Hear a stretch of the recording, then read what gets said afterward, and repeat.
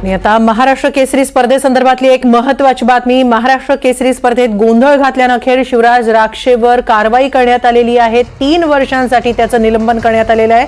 शिवराज राक्षे विरुद्ध पृथ्वीराज मोहोळ या सामन्यामध्ये पृथ्वीराजचा विजय घोषित झाल्यानंतर शिवराज राक्षेनं पंचांच्या निर्णयावर आक्षेप घेतला होता। आपली पाठ टेकली नव्हती असा दावा केला होता। मात्र हे सगळं करताना शिवराज राक्षेनं पंचांना लाथ मारण्याचा प्रयत्न केला होता। पंचांची कॉलर पकडली होती आणि हा सगळा गोंधळ घातल्यामुळे अखेर शिवराज राक्षेचं 3 वर्षांसाठी निलंबन करण्यात आलेलं आहे। शिवराज राक्षेनं पंचांना धक्काबुक्की केल्यानंतर पंचांनी त्याच्यावर कारवाई करावी अशी मागणी केली होती। मॅटवरच ठिय्या आंदोलन दिलं होतं आणि त्यानंतर आता अखेर शिवराज राक्षेचं 3 वर्षांसाठी निलंबन करण्यात आलेलं आहे। याच संदर्भात रामदास तडस यांच्याशी बातचीत केली आमच्या प्रतिनिधींनी, पाहूया। महाराष्ट्र केसरी हा सामना जो आहे तो अगदी अतितटीचा झालेला बघायला मिळतोय।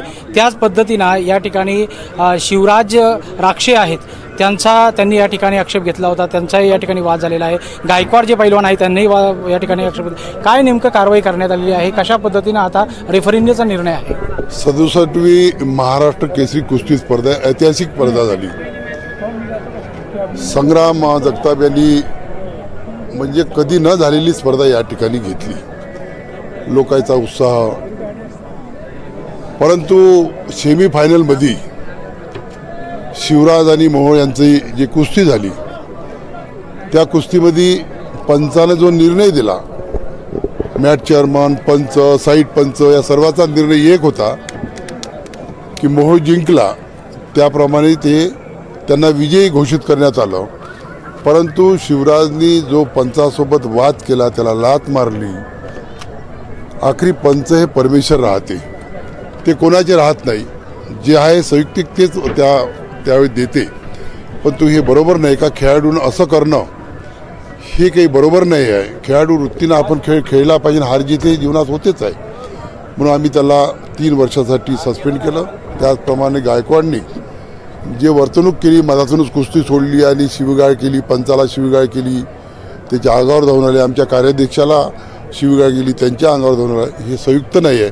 म्हणून दोघाला बी आम्ही 3 वर्षासाठी सस्पेंड केला आहे। 3 वर्ष ते कोणत्या स्पर्धेसाठी खेळणार नाही। कुस्ती खेळत असताना जर बघितलं तर शिवराजची जी आहे ती पाठ टेकलेली नव्हती। पाठ टेकणं महत्त्वाचं होतं कुस्तीच्या नियमाप्रमाणे, त्याखाली हात घालून बघणं हे पंचांनी महत्त्वाचं होतं। मात्र तसं झालं नाही असा आक्षेप घेतलेला आहे। आखरी पंच जो निर्णय देते तो निर्णय सर्व पाहूनच देत असते आणि एकाने निर्णय दिला का 3 जण त्याप्रमाणे ते सर्व बाजू समजून घेते आणि सर्वेची बाजू एकच झाली, काही कुस्ती झाली आणि तसा तो निर्णय दिला।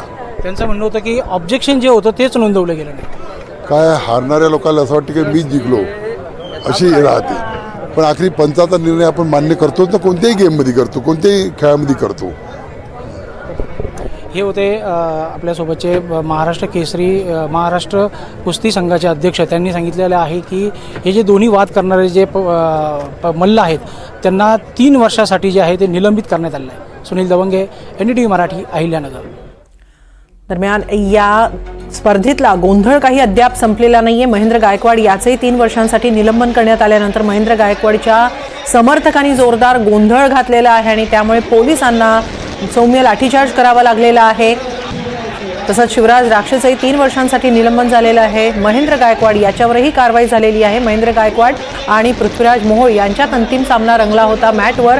मात्र त्यावेळी महेंद्र गायकवाडनं काही डावांवर आक्षेप घेतला होता, मात्र त्याचं बोलणं ऐकून न घेतल्यामुळे त्यानं कुस्ती अर्ध्यात सोडून तो तिथून निघून गेला आणि त्यानंतर पृथ्वीराज मोहोळ याला महाराष्ट्र केसरीचा किताब देण्यात आला, त्याला विजयी घोषित करण्यात आलं।